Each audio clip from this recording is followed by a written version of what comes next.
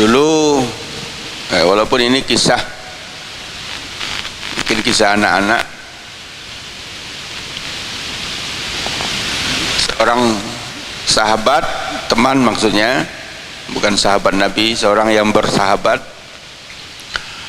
nitipkan barangnya, barang berharga kepada temannya tidak di dalam kota tapi di luar kota, agak keluar pinggiran. Tapi kemudian memang tidak ada saksi, nggak ada tanda terima, cuma atas dasar kepercayaan saja. Temannya mengingkari atau diminta nggak ada. Akhirnya sampai perkara ke pengadilan. Nah, hakim ini tentu dia bisa membuktikan karena tidak ada saksi, tidak ada perjanjian tertulis, tidak ada tanda terima, tidak ada.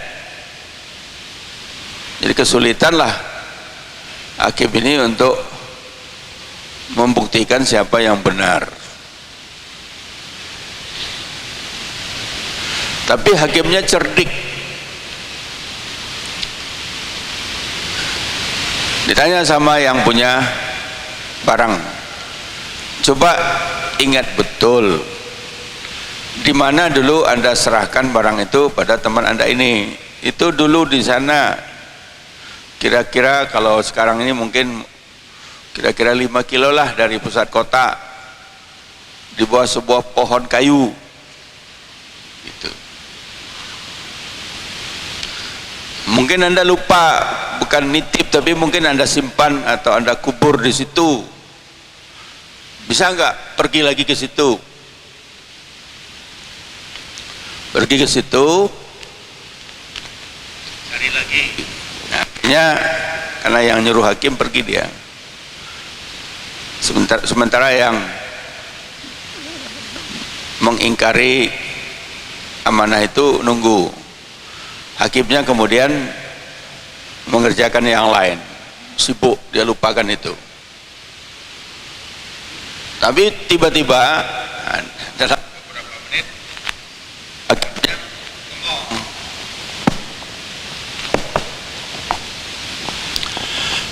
kata hakim, kok lama sekali belum balik? Nah, spontan orang tadi menjawab, kan tempatnya jauh. Kan tempatnya jauh. Lalu hakimnya mengatakan, loh kok Anda tahu tempatnya jauh? Berarti kamu memang menerimanya dulu. Kalau enggak, masa Anda tahu di mana dia simpan? Kok tahu tempatnya jauh? Ya akhirnya orang tadi ngaku bahwa dia memang menerima titipan itu dan dia ingin mengambilnya, tidak mau mengembalikan. Itu sebabnya di dalam Islam transaksi ya memang sebaiknya ditulis untuk jaga-jaga. Ya. Yang kedua tadi amanah taklif, menjalankan tugas dengan sebaik-baiknya. Yang digambarkan oleh Al-Quran itu tugas berat. Langit, bumi, gunung pun tidak sanggup memikulnya. Nah, termasuk juga pengertian amanah. Yang ketiga adalah tidak menyalahgunakan jabatan. Ya, tidak menyalahgunakan jabatan. Jadi kalau dapat jabatan jangan sampai menyalahgunakannya. Bagaimana cara penyalahgunaan itu? Ya, salah satunya adalah korupsi. Nah, itu penyalahgunaan jabatan. Nabi Muhammad sallallahu alaihi wasallam bersabda dalam hadis riwayat Abu Daud, "Man ista'malnahu ala amalin", barang siapa yang kami beri tugas atau kami angkat untuk mengerjakan satu pekerjaan, kami beri jabatan, farazaqnahu rizqan, kami gaji dia. Fama akhadha ba'da dzalika, maka apa-apa yang dia ambil selain daripada gajinya itu fahuwa ghululun, maka itu adalah korupsi. Nah, apa contohnya mengambil di luar gaji yang dia berhak? Ya, menerima hadiah. Menerima hadiah yang berkaitan dengan jabatannya.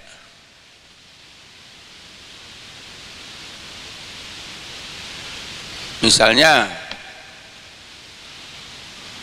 dia di kampus bagian perlengkapan, nah, bagian perlengkapan, bagian aset, dapat tugas untuk beli 50 set komputer, maka dia belilah di sebuah dealer komputer 50 set. Karena penjualnya senang, lalu petugas tadi dikasih uang. Nah, ini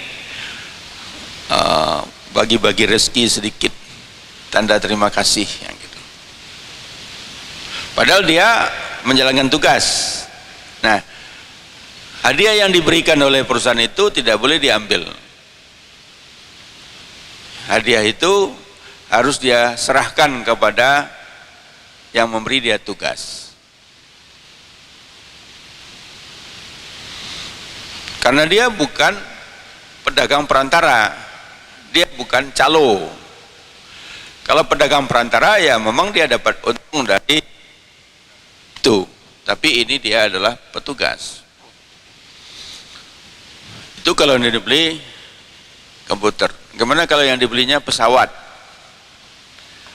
Dikirim ke Seattle, kota Seattle di Washington, nego dengan Boeing, beli pesawat, tidak satu lagi, 50. Nah, coba manajemen beli pesawat 50. Nah, terjadi, terus Boeingnya senang, manajemen yang datang tadi dikasih hadiah. Hadiahnya tentu bukan uang kecil. Pesawat, berapa pesawat satu? Ya. Apalagi kalau yang dibeli pesawat tempur, lebih mahal lagi. Kapal perang, kapal selam. Tidak boleh. Banyak orang yang sudah kaya karena dapat komisi-komisi seperti itu. Dulu pejabat Pertamina namanya Haji Tahir, tugas beli kapal ke luar negeri, ke Eropa, kemudian dia dapat komisi yang besar, dan komisinya diambil untuk dia, simpan di bank di Singapura. Kemudian meninggal dia. Nah, kebetulan istrinya 2, rebutan.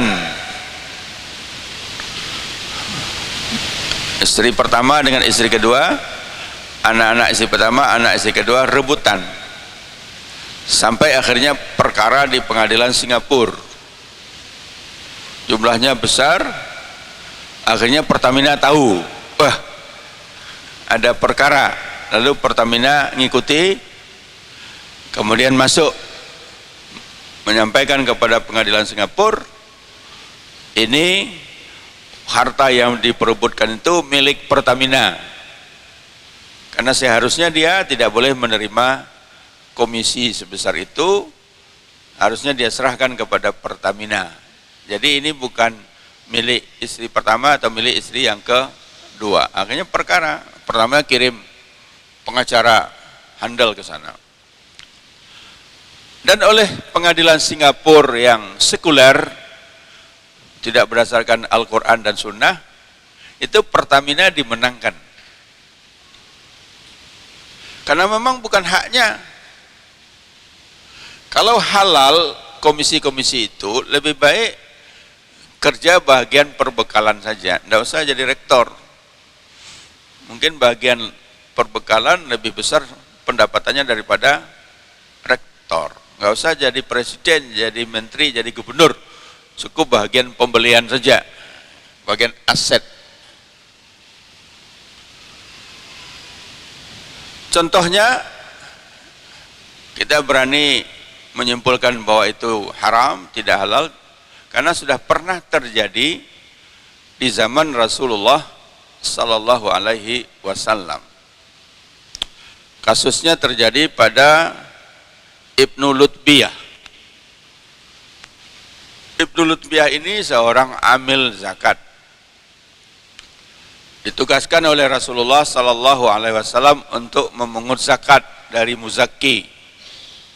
Dia jalankan tugas itu, tapi rupanya salah seorang muzakki memberinya hadiah dengan bahasa yang jelas. Wahai Ibnu Lutbiyah, ini zakat saya. Kalau ini hadiah dari saya untukmu pribadi. Enggak ragu lagi, untukmu pribadi. Ya, karena memang sudah dilafatkan hadiah untuk pribadi oleh Ibnu Lutbiyah, diambil. Masih untung dia lapor kepada Nabi.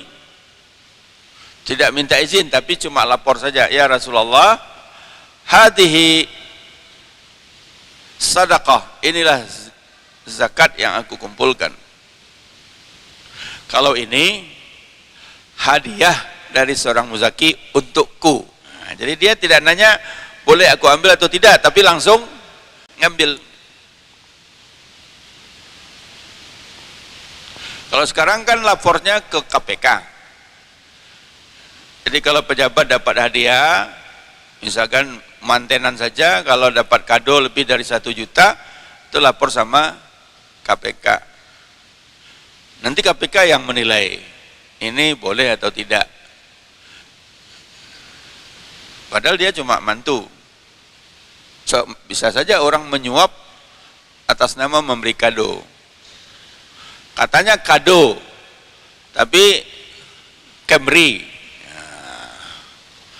Jadi kadonya cuma bungkus kecil saja, tapi di dalamnya ada kunci mobil, ada BPKB, ada mungkin ada STNK juga, Camry, bisa.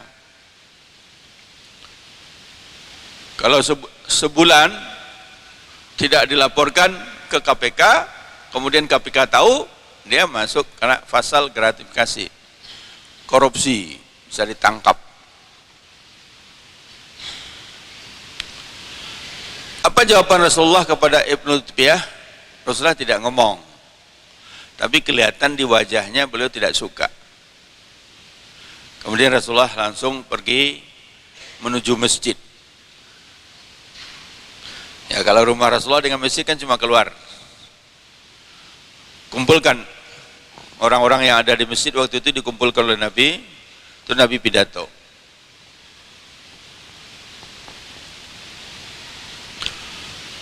Kata Nabi, fa inni asta'milu rajula minkum 'alal 'amali mimma wallani Allahu fayati fayaqulu.